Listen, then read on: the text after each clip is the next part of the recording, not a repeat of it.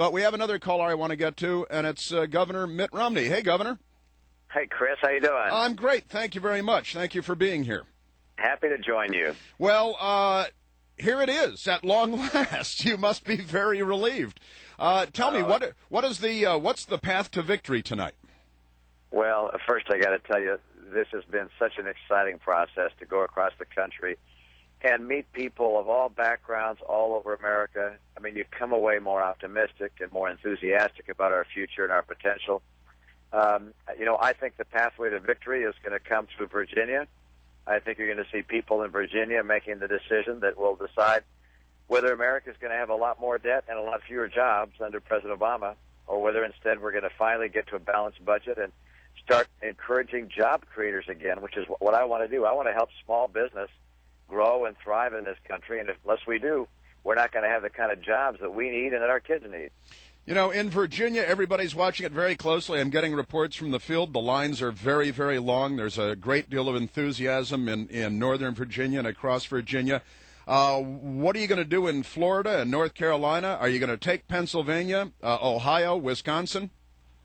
Well, Chris, I think it's very hard to gauge just what's going to happen state by state. The polls that we're seeing show the race very close in Virginia, in Ohio, in Pennsylvania, in Wisconsin, and even in Michigan and Minnesota. So, I believe I'm going to win, but I can't tell you which state's going to be the one that puts me over the edge. But I can say that Virginia is critical in this because, without Virginia, our pathway is much more difficult. And I think people in Virginia understand how important this election is to the country and to themselves and to their families. And I think they voted for change last time. They didn't get it. I think if they vote for change this time, I'm going to win. When people go into the booth today to vote, what's the one thing you want them to keep in mind? Well, they should ask themselves, do you want 4 more years like the last 4 years, or do you want real change? And real change that makes America a more attractive place for job creators and small businesses, and therefore for jobs and higher incomes. This is about getting an economy going by someone who understands how the economy works, and I do, and the president simply does not. I have a story in my hand from November 3rd, 1980, the day before President Reagan was elected for the first time, and the headline from the Associated Press is, Carter Reagan too close to call race, polls say, and the next day, President Reagan got 489 electoral votes. Now, we know that the press is a big player in all of this. I was with CNN for a long time. I come from a media family. You've been accused of all kinds of terrible things, dogs, and you're apparently a known carcinogen in certain Democratic circles.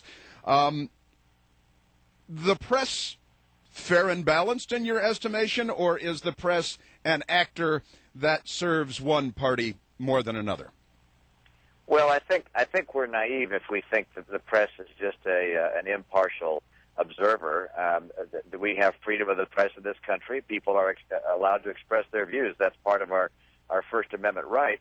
I think some people in the press pretend that they're entirely unbiased, but of course people have biases. And let me tell you, if I owned a newspaper, I would expect I'd want the newspaper to reflect my views, and I know people who own stations and newspapers to feel the same way. They have the right to do that. I think we get a better deal on radio and on cable, and particularly on the Internet, than sometimes we do in the major networks. But, I don't worry about that. I don't complain about it. I understood that when I ran for office.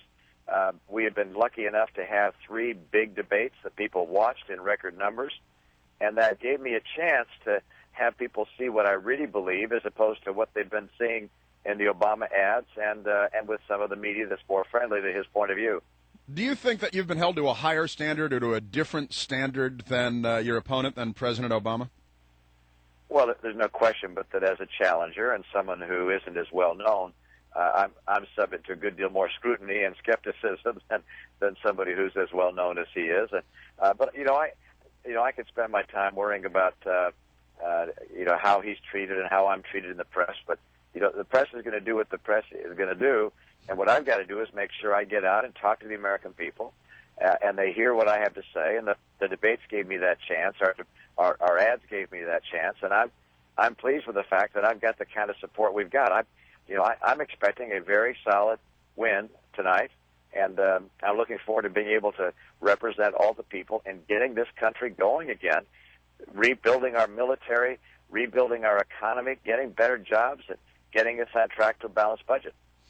Are there any circumstances under which you might, like President Obama did early in his presidency, hold a beer summit? I can't imagine that circumstance. It might be a root beer summit, but that's about it. A root beer summit. All right, Governor Romney, I know you've got a whole lot of things to do today. It's Election Day. We salute you here, and we're looking forward to the outcome of tonight's election. We're going to be watching it very closely all night long, just like you are. And we've got champagne standing by. You may have sparkling cider standing by. But we're looking forward to the results tonight. Well, thanks so much, Chris. And I was in, as you know, in Virginia yesterday, made a couple of stops. I was at George Mason University. Huge crowd, both indoors and then outdoors, the overflow crowd.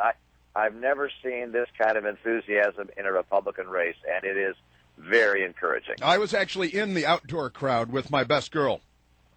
We drove out there. We drove out there from the district. We couldn't get in. We parked 2 miles away because that's as close as you could get. We waited for quite some time. Then it was clear that all of us outside weren't going to get in because the crowds were so massive. So we stood outside and we listened on the PA system, and that was good enough.